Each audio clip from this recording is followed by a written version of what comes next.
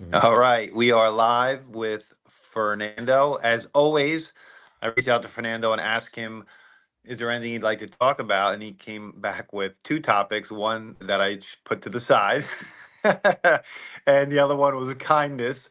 And I think kindness the day before Christmas Eve and Christmas is an amazing topic. So before we start, I just want to say, yes, I'll be in the office today from 3 to 6, and then the physical therapists and acupuncturists are there all day, and we are closed tomorrow, Thursday, and we're back 2 o'clock on Friday. All right. So Fernando, here's the definition of kindness, and then I'll leave you with that, and then you could take it from there. Kindness is the quality of being friendly, generous, and considerate. The quality of being friendly, generous, and considerate. Mm, perfect. You Perfect think? definition. Well, I really I always want to thank you for giving me an opportunity to share anything, but I recently had my Fern Rabbit Friday and it was about busting balls on how guys are always busting balls, but rarely are we being kind.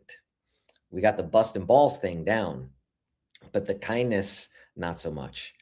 And I almost always use my hardware software philosophy when trying to communicate anything because they're like two different languages essentially, but you are both and you have to sense and feel the world through both. And in the busting balls kind of thing, guys are just being very physical. And this is where we live. We focus on our body. We go to the gym. We do something with the physicality because we know that that type of training is going to keep the physical body healthy and improve efficiency and longevity. But the way that you train your software, the way that you strengthen your emotional body is through this very practice, kindness. They say kindness equals weakness, but it's the exact opposite. Kindness shows an immense amount of strength and awareness, not to respond with reflex, but to actually pause and be able to practice not becoming weak. So think about this. If you're reacting, it is kind of a defensive state. This is something that you're feeling pressure and you're trying to react to. But if you're doing some workout at the gym that you've done 1,000 times, the weight feels very light, it's very easy. You're not becoming unstable. You're not protecting anything. You're just repeating an act. It's when the weight gets more difficult, it gets heavier. That's when there's a struggle. And I struggled for a long time to be kind. I would respond defending myself, defending my own emotional body. If I felt like I needed to get angry, I got really angry. It was this reflex, but until I started to dial in this sort of, oh, wait a minute, I've been focusing on my emotional or my physical strength. I've been going to the gym. I've been practicing very particular forms so that I can hold more weight. But if I'd hold that weight in the wrong form, if I'm just kind of off slightly or not breathing right, I'm deteriorating my emotional body or my physical body. But if when I'm feeling some emotional stress and I improve my form, I improve how I stand, I improve how I breathe, and I can act with kindness, I am instantly in that moment and I do not react. I actually become kind. I pause. I become kind. I change my mood. I flip a state. I actually increase a muscle. I get stronger at keeping my nervous system calm. If I actually stay calm, if I say something kind, if I express from that frequency, the receiver gets a boost. They actually, oh my God, thank you. And then you get, the giver, what's known as helper's high. You literally boost your own mental state by landing an act of kindness, by giving someone something. And that is the emotional body's job. It's to give. It's when we get in our head and we're like, what the fuck? How come I didn't get that thing? How come she's not being nice to me? How come I didn't do this? How come I didn't do that? Because that's not the emotional body's nature. The emotional body's nature is like sound. Why am I talking? So somebody can hear it. So if I can send, and I'm like, don't worry about me so much. If I can send a frequency of kindness and loving out, not only does the hearer get this boost, but the receiver gets it back in greater form, this helper's high. So we are boosting our mental state, like literally our emotional body is getting helper. We are reducing stress in the act at the exact same time. So we are improving and reducing the two things that we're trying to, you know what I mean. And the other thing that we're doing, I have a list of what I believe to be the most vital pieces of being kind, because we forget how important this is. We think it's like that it doesn't matter. It doesn't matter that you shouldn't be kind. I literally try and hi everybody as I walk past them. Complete sharing. Hey, how are you? To acknowledge a life as it passes me, to not just let it, oh yeah, they don't matter. And this simple practice flips. It's like a switch to perpetual optimism. Oh, yeah, that person's there. Hi, that person's there. Hi. You are connecting. Oh, these people are part of me. You are improving connectivity, empathy, social bonds, which improve overall mental health. You just feel better about everything because, oh, I'm being nice to that guy. I'm being nice to that guy.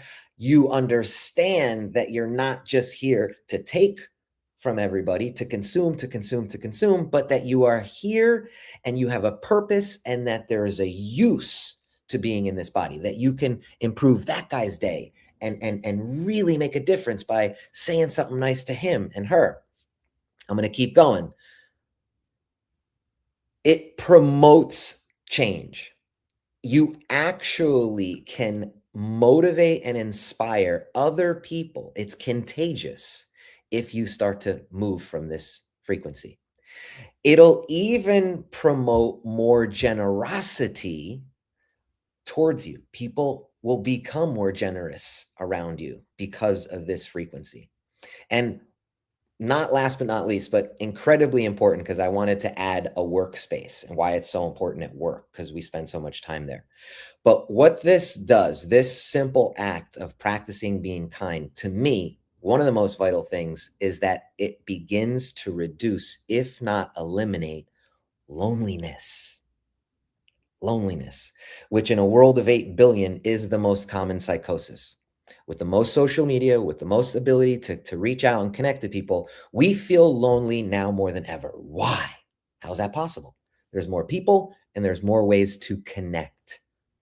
We're not doing it. Why? Because we spend a lot of time on the physical. Everything's about the physical.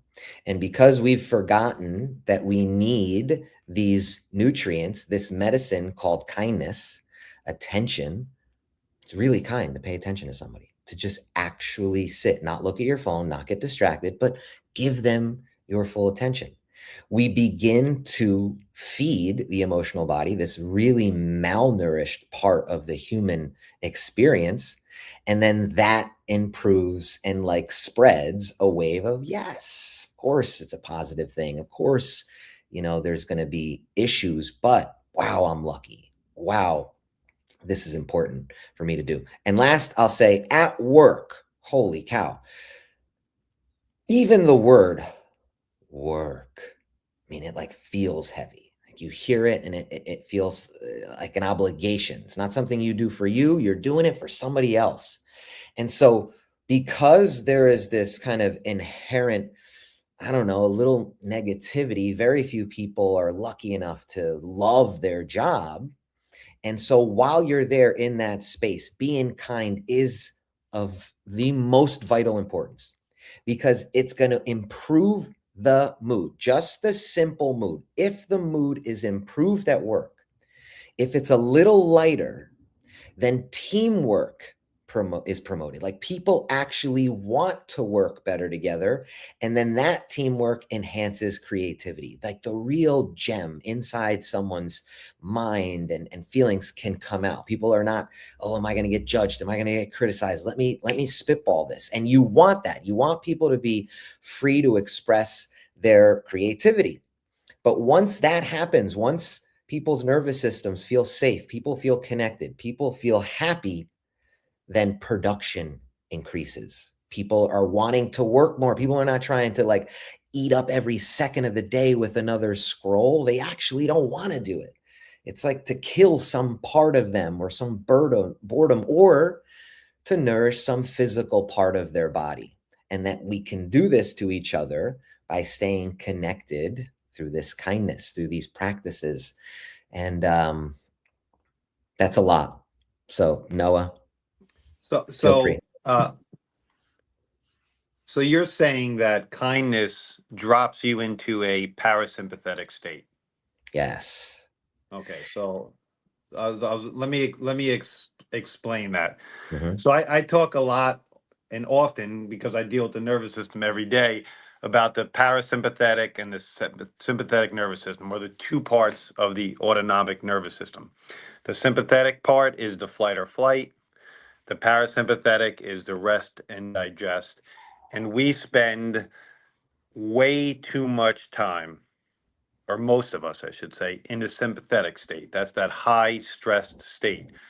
Health resides, for the most part, in the parasympathetic state, because the sympathetic state is basically was basically derived to save our lives if something was chasing us or if we were in a stressful situation. Um, but we've kind of gotten stuck, and we're getting more stuck in our society as we move on. And when I talk about it, I teach people and I talk about how to get into that parasympathetic state. But I've never mentioned kindness. So this is great for me. I talk about meditation. I talk about exercise, like you said. I talk about just simply walking or acupuncture or the chiropractic adjustment or deep breathing. All these things bring you from a sympathetic to a parasympathetic state. But I've never added in kindness, and of course I will from this point moving forward. You know, you you're naturally doing that, and that's probably why you don't even see it. I mean, your job specifically is doing that. You're touching people. You're giving them a positive advice and reinforcing, good daily habits. So yes, you are actually doing that. And sometimes when it's habitual, you don't notice how fundamental it is because it's habit. And so you are genuinely a nice person and you're a kind person. And I've noticed this is two ways. Some people are really nice outwardly. So when they're in a social setting or they're around people, they're very nice. But then when they're alone or even when their most intimate circle, they are not nice. They are quite the opposite of nice. And this is where you notice it's like when you go to the gym, ooh, I got to work on my decline, or I got to work on my core, I got to work on my hamstrings. This is noticing your sensitivity to the kindness, like your limit. Oh, I'm kind out there. I'm kind out there for all the strangers, or if I'm getting paid. But then over here, I'm not so kind. This is why noticing hardware and software is so crucial. Because sometimes I'm at the airport and I've just gotten back from Hawaii And I've been on the same flight with these people, and our luggage is now delayed at the carousel, and people collapse. Oh my God, people are freaking out. They're like, what the heck? Is that it? Is that all it took? A delayed luggage? And your emotional body has collapsed. If we start thinking about these like workouts, emotional tuning, sensitivity training, practicing, these are not moments of complete meltdown and trauma. These are the best places to practice. Ah, I'm home alone with my kids and my wife. What a time to be incredibly kind and generous and attentive. These are the places it actually matters. And noticing when you're doing really well and not doing so well is just more information. It's like having a personal trainer on your back all the time, and oh, here comes this, emotional cue. Here comes that emotional cue. And like you said, the sympathetic nervous system is reactionary. It's survival. So the parasympathetic nervous system starts thinking outwardly. When we're in the sympathetic nervous system, we can't even think for other people. We are so concerned with ourselves and our own interests, even if it's not a lion and a tiger chasing us. We confused ourselves to believe so that we're so stuck that we cannot think for others. So why be kind? Why? It doesn't matter, right? But when we are in a place where we can actually think for others and go, I'm not being chased by anything. I'm not actually being threatened right now, and see a new way of responding, then that person can downregulate. Everyone gets safer if there's one person who can hold the pose and stay calm and be nice. Did you ever see Roadhouse? The original one or the The remake? original, Patrick Swayze. The Yes, original, yes.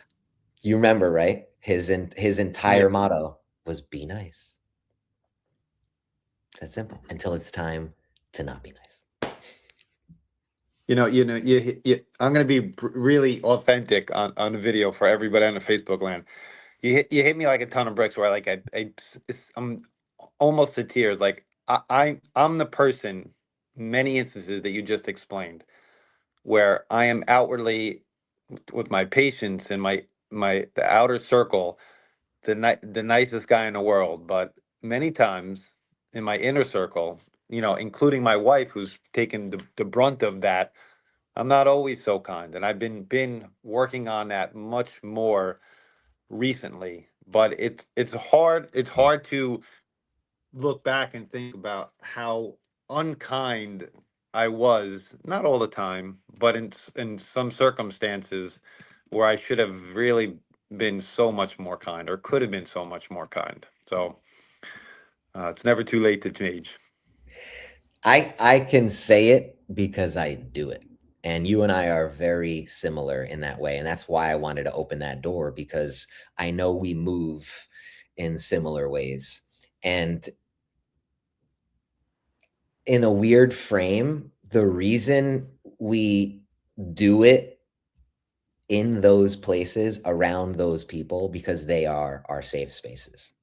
They are the people who essentially you trust. And another frame to add here is sometimes people are doing this not so niceness to strangers, but like very particular people. Like people say that it's like the weak people get your anger, the people who are not going to fight back. It's like this perpetual kind of pincushion. And the irony is that those are the people that have a tolerance to it. They've already had so much of that unkindness that they've almost calloused. Like there's a sensitivity there, but they're almost so used to it that they expect that. And they expect it so much that they're almost attracting it. And how we can fall into this role of like being this sort of universal pincushion. I mean, think about what a therapy animal does. A therapy dog. What does a therapy dog do?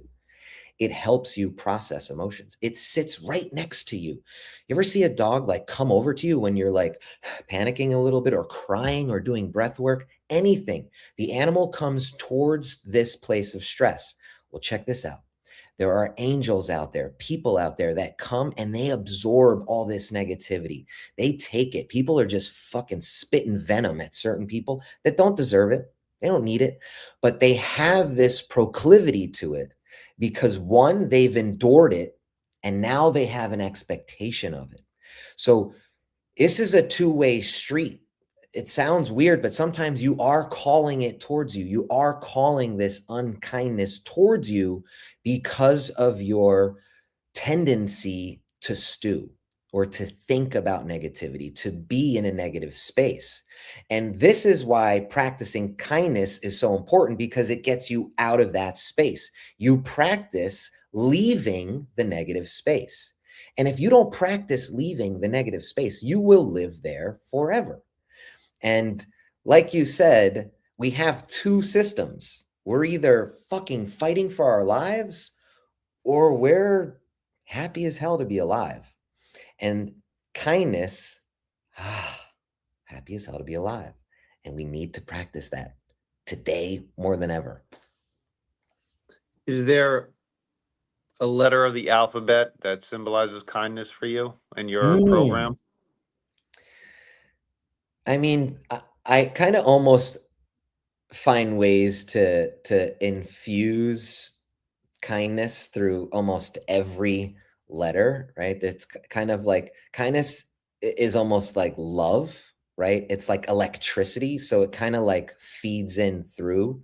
But I'll say the two that for me kind of flow through it the best are actually U, or actually N first. So N and U are essentially mirror images of each other.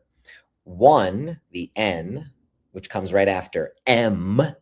So M is to hold and kind of grip onto. So you think about mom hugging, holding from both edges. So right after M, instead of hold, you let go. So N is to drop. To be nice is to actually put down the defenses. You don't have to block anything. Be nice. So that's the N. And then the U, it flips it upside down. You're not even dropping it anymore. You're giving it up. And this is this, remember, I talk about when the arms are up, when there's this kind of space, energy flows naturally. And you can be your natural self, which is full flowing state of energy. You can notice what comes through you, but you can always decide what comes out of you. And you can pause for a second and go, you know what? I'm going to be nice here. I'm going to say, yes, I'm wrong. Even say, yeah, I'm wrong. Yeah, you're right.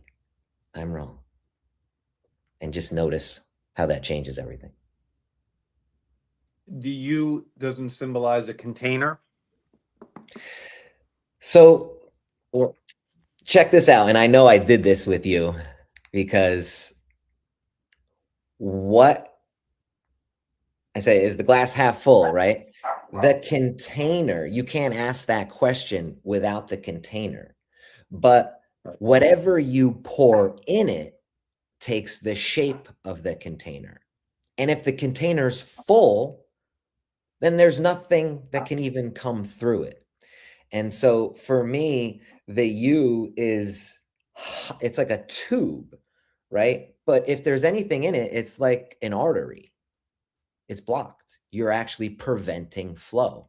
So the U is essentially a tunnel so that whatever passes through it, you're feeling it. It's actually affecting the container. So Life, as it passes through you, the trigger, the emo, whatever is happening, is moving through your body. You get to decide what you shoot out. So somebody gives you anger, right? Fucking flipping out on you, road rage, and you take it, and instead you get the rest of the anger you have in your own body and you throw more anger out. Or it comes in your body, you see it, you witness it, and then it goes, wow, that guy must need to get to work. That guy must need, to get to the hospital or something. Let me shoot him some love. Let me get out of the way. Let me slow down and just let this guy pass me. We always have the opportunity to express something different, even if what we're met with is, dirty and negative.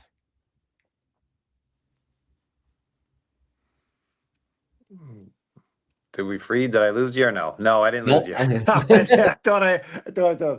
I think, I think 25 minutes is a good place to stop. It's perfect.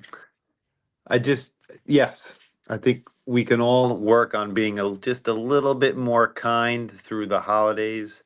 And if we could focus on being more kind in 2026, it'll just go a long way, making a big difference in ourselves and in the people around us. Heart health. One of the key factors to heart health is being kind. So be kind to your own heart and be nice. All right, buddy. Merry Christmas. Love you Right. as always. I'll see you hopefully before the next men's group meeting. Love you, buddy.